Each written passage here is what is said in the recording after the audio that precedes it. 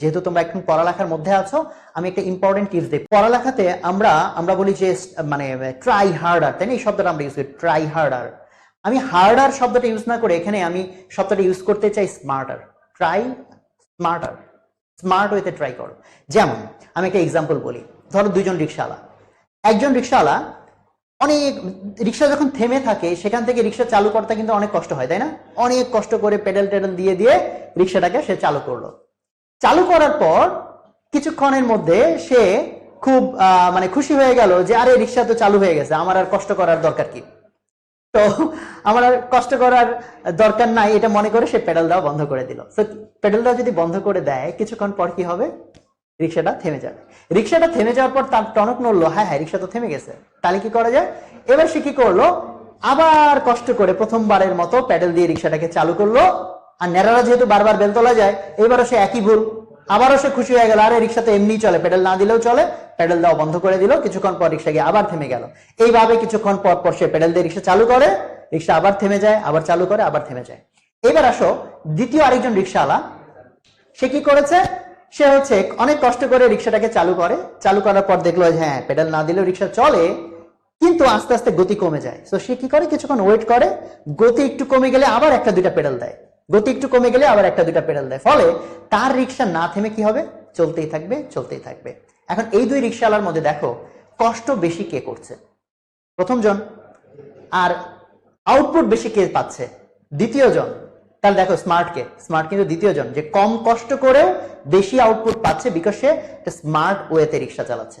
তো আমি রিক্সাওয়ালার গল্প কেন নিয়ে আসলাম, যে ভাই আমরা স্টুডেন্ট মানুষ, রিক্সাওয়ালার গল্প শুনে আমাদের কি লাভ? লাভ হচ্ছে এখন কম্পেয়ার করো তোমার স্টাডির স্টাইলের সাথে। সো আমাদের মোস্ট অফ দ্য স্টুডেন্টস প্রথম রিক্সাওয়ালার, মোস্ট কি বলতে গেলে প্রায় সবাই প্রথম রিক্সাওয়ালার মতো করে স্টাডি করে। কিরকম? কোনো একটা টপিক যখন জীবনে তুমি প্রথমবার পড়ো, এটা কিন্তু রিক্সা চালু করার মতো কষ্ট।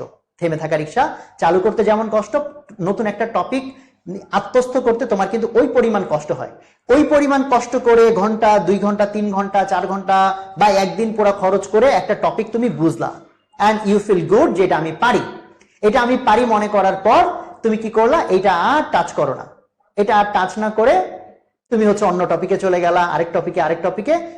তো 1 মাস 2 মাস বা 1.5 মাস 3 মাস পর যখন পরীক্ষাটা চলে আসে, তার আগে ওই টপিকটা যেটা তুমি ভেবেছিলা আমি পারি, এটা যখন তুমি খোলার পর বলতে গেলে প্রায় সব ক্ষেত্রে কি হয়, টপিকটা দেখে মনে হয় হ্যাঁ হ্যাঁ চেনা চেনা লাগে, কিন্তু মনে আর পড়ে না।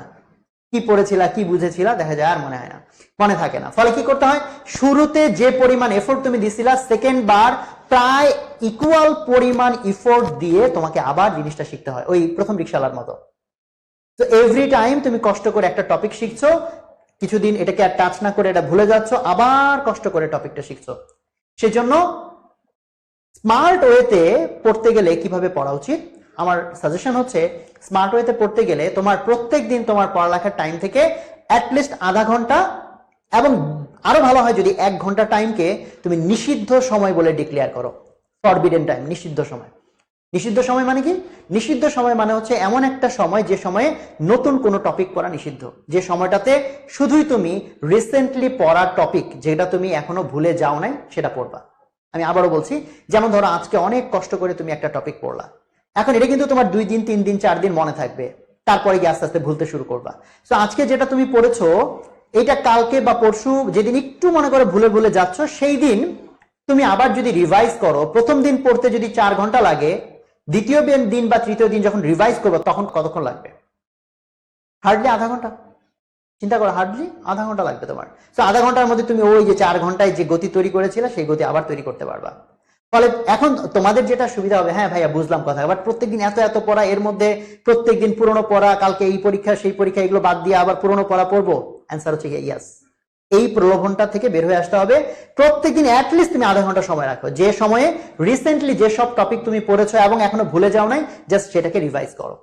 সেটাকে তুমি যদি বারবার রিভাইজ করো, এক একদিন এক একটা টপিক যেগুলো ভুলে যাও নাই, কোন একটা প্রথমবার পড়ার পর 3 দিন পর, তারপর হয়তো 7 দিন পর, তারপর হয়তো আরো কিছু সময় পর, এইভাবে যদি তুমি কন্টিনিউয়াসলি রিভাইজ করো, ওইটা এমন ভাবে ব্রেনের মধ্যে ঢুকে যাবে, দেখবা পরীক্ষার আগের রাতে হয়তো সেটা তুমি না পড়েও তুমি এটা পরীক্ষার হলে লিখে আসতে পারবা।